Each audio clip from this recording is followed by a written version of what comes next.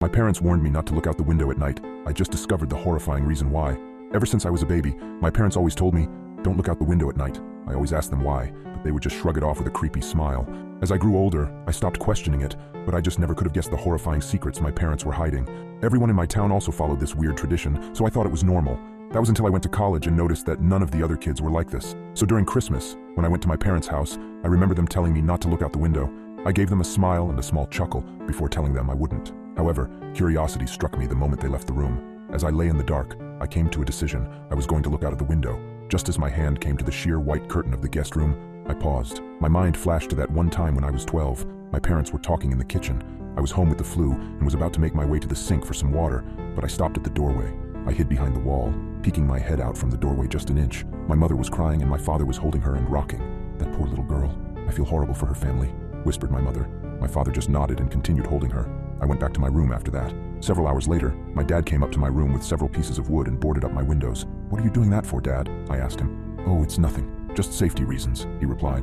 I learned at school the next day that a little girl was found dead the previous morning, the window broken and curtains torn. I snapped back to the present. My hand drew back from the curtain. I shook my head, cursing myself for being so weird. What was the worst that could happen?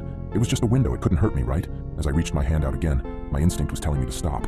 My gut twisted as I reached nearer and nearer. Just as I touched the curtain, a painful howl came from the forest surrounding the house. I flinched back, deciding to just lay down and try to get some sleep. I forgot how hard it was to get sleep in my hometown. Every night, coyotes howled for hours everywhere in town, or at least I thought they were just coyotes. The next night, I woke up in a cold sweat. I glanced over at the alarm clock next to my bed. It was midnight. I groaned and sat up in bed. A low growling sound from outside of my bedroom window. I thought back to last night and decided that I had made up my mind about looking out. I thrusted my arm towards the curtain and pulled back hard, almost ripping it away from the rod. I flattened myself against the wall next to the bed for a moment before I put one eye in front of the window.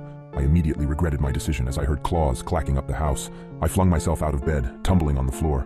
I stood up and got back up on the bed. I stuck my face closer to the window as the clacking got closer and closer. It suddenly stopped for a second before the most terrifying creature popped up from outside, emitting a horrible shriek as it did so.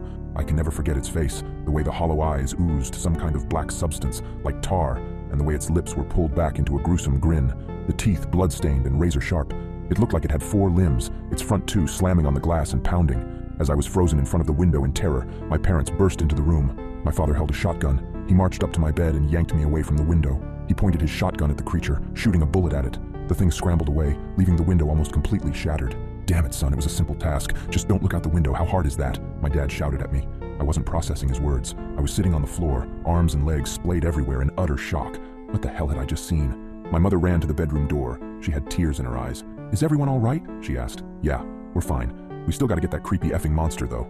"Nathan, get up. We got some work to do," my dad said. I got up as soon as I could. My dad thrust the shotgun into my arms and marched downstairs. He opened the basement door and descended, coming back with a machete and some kind of spray bottle.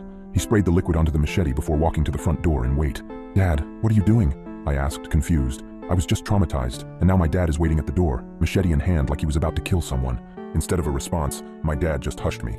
The house was quiet for several seconds before a loud banging and howling came at the front door. We heard a rip, and we knew the screen door was no more. The wood of the interior door started to splinter, and I took a few steps backward. My dad glared at me. "Nathan, now is not the time for this. Point the goddamn gun and get ready to shoot." I aimed the gun at the door, trying to find the spot where the howling was coming from. The door was strong, but it wasn't indestructible. The creature burst through the door, and I pulled the trigger in a moment of terrified panic. My dad knelt down and brought his machete down on the abomination's head. The howling ceased, and my mom rushed forward with a tarp to cover the spot where the door was destroyed. "Honey, are you okay?" my mom asked for the second time that night. She came up to me and kissed my cheeks, as if to make sure I was still there. She went over to my dad and did the same.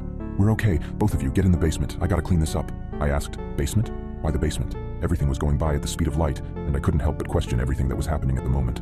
"Let's just get in the basement. Your father needs to clean up," my mom said, grabbing my arm and pulling me to the basement. We sat on the couch down there for what seemed like hours before my dad came in and put the machete up. He sat on the chair in front of us with an exhausted sigh. The 3 of us sat in silence for a few minutes. In that time span, my brain was able to come up with a coherent sentence. "Dad, what was that thing?" He just looked up at me, eyes dark, and said, "Where do you think that howling came from?"